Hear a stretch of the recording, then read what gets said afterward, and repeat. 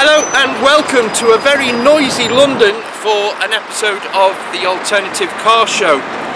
And in the rallying world there's a growing phenomenon of recreating cars using original components, and those that follow this channel will know that there's also a lot of replicas.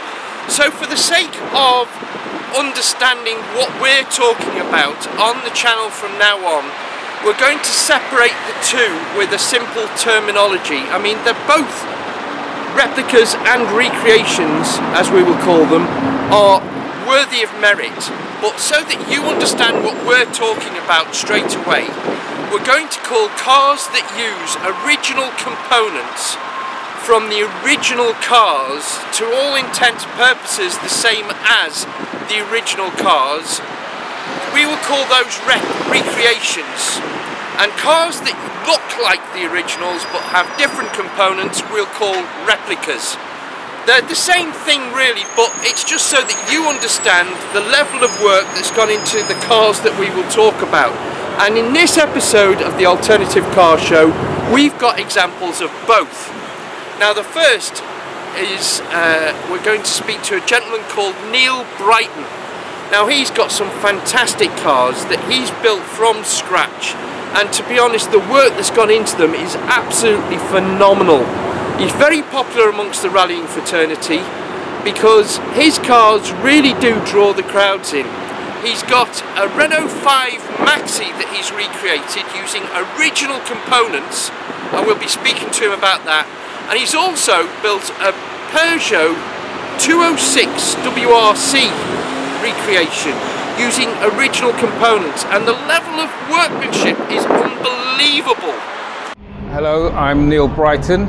I'm the principal admin of Group B today, and I have a couple of cars here today with me that Renault kindly allowed me to use their forecourt for. The first one is my Renault 5 Maxi Turbo, which I've had for going on for nearly 30 years.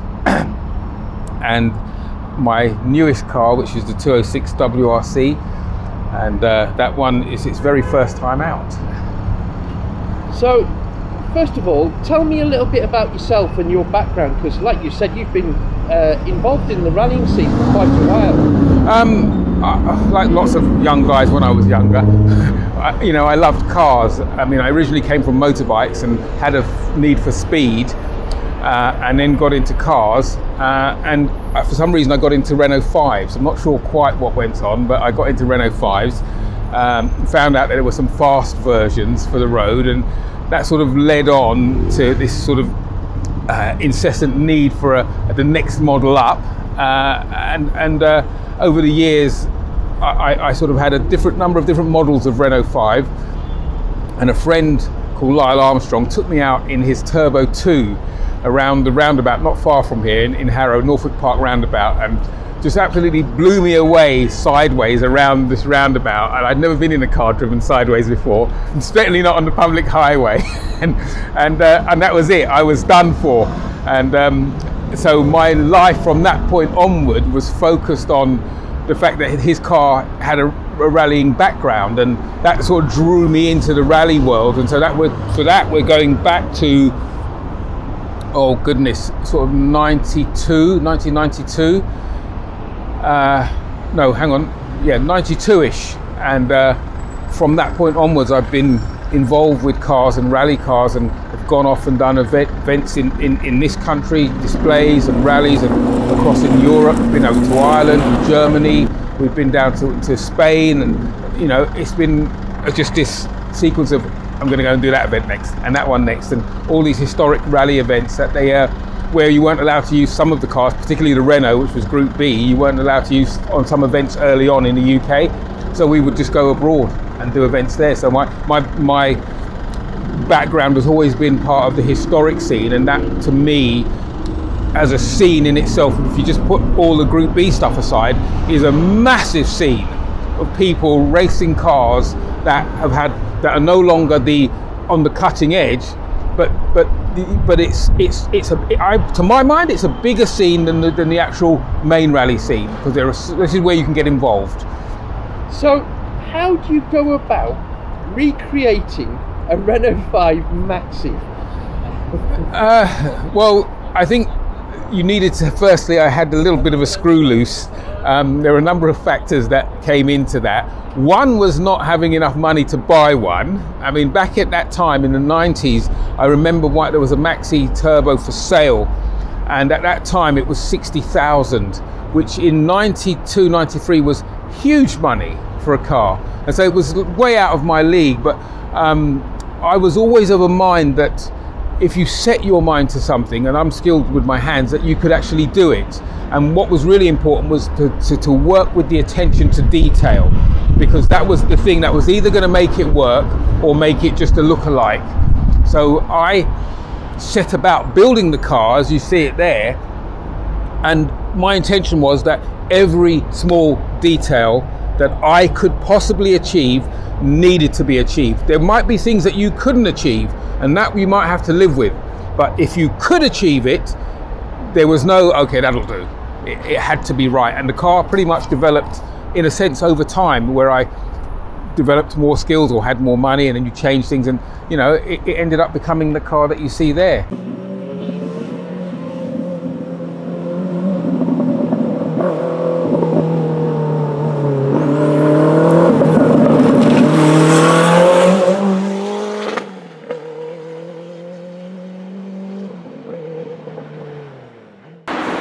Thanks to Neil for showing us his Renault 5 Maxi. A little bit later we'll look at his brand new 206 WRC, and it's absolutely fantastic, an incredible amount of work.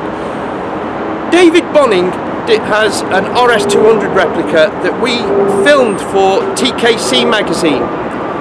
We've been back and seen him at the Lombard Rally Bristol event just as he was about to set off, and he's got his decals all sorted now, so here's a little catch up with him.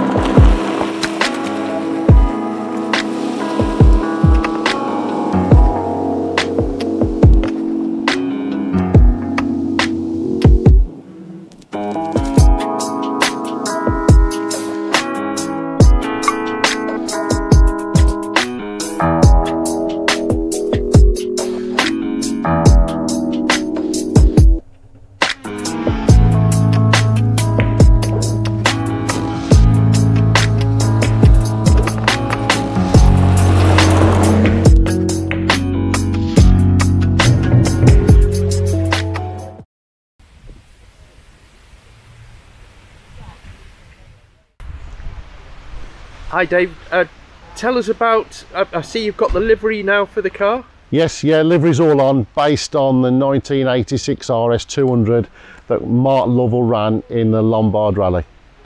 And talking of Lombard rallies, you're here for the weekend?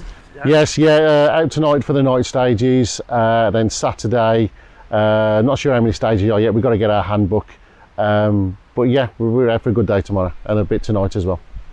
And this is the car R430 that was featured on the TKC video we did. It is, yes, exactly the same. At the time, we got no livery on it. Obviously, we've put the livery on now, some new tyres, and we're all ready to go.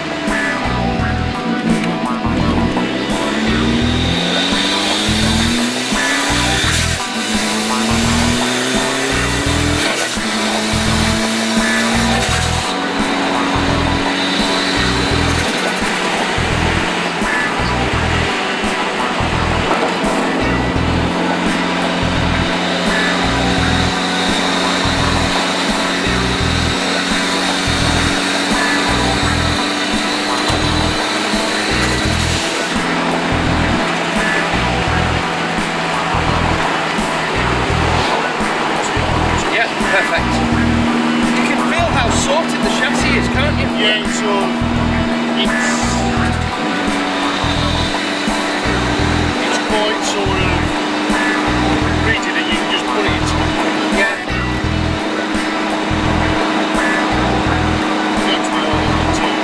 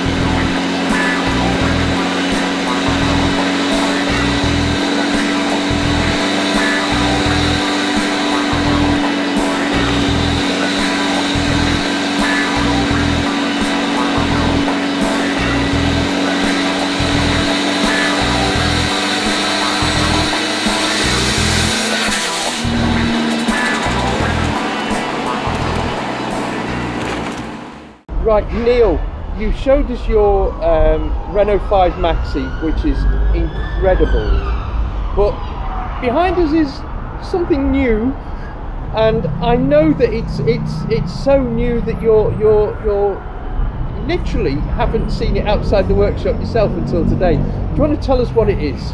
Well, this is a 206 WRC recreation. Okay, I'm quite happy to use the term recreation because I did the work, and but I've been so meticulous in the build, and some people say very anal about how it appears, and the attention to detail has been so important that I can actually comfortably call it a WRC car. This is its very first time outside of my workshop. It's been a 2-year build, and this is the first time I've seen it outside. It's the first time the two cars have been together, but when I got it out and was looking around it, the smile was just on my face, was like, wow, this is just amazing, and I built it, but you lose sight of it when it's in the workshop.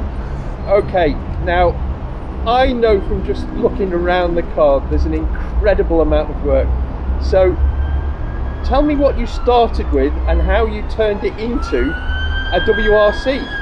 Again, not dissimilar to the Renault, I started with a 206 1.1 litre road car, which I'd got in from Holland because it would be left-hand drive. That would afford me the left-hand drive, some of the left-hand drive components like the rack and certain of the bits. And then I took it, had it MOT'd to get the chassis number into the Vosa system.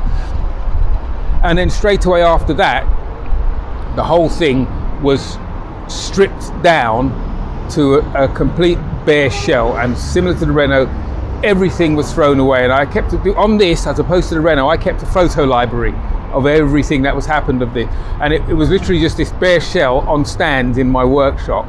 And I looked at it and I thought, right, we're going to start cutting this thing up, and we're going to start building a racing car out of this body shell, which essentially is what all the manufacturers did.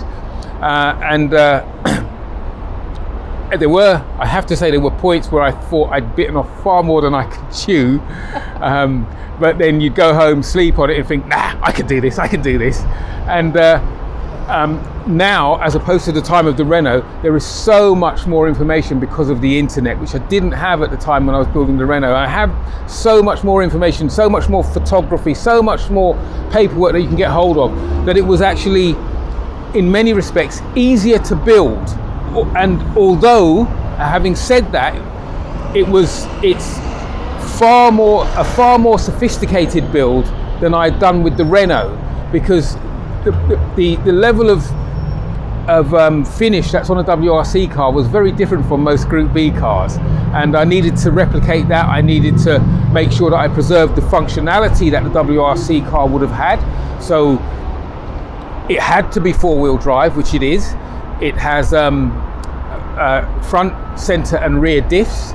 It has a handbrake disconnect unit so you can do your handbrake turn, and all the diffs are sort of semi-active. It's on proper rally suspension. Everything was, there were bespoke subframes front and rear to carry all of this, all the wishbones, all the suspension to carry the diffs.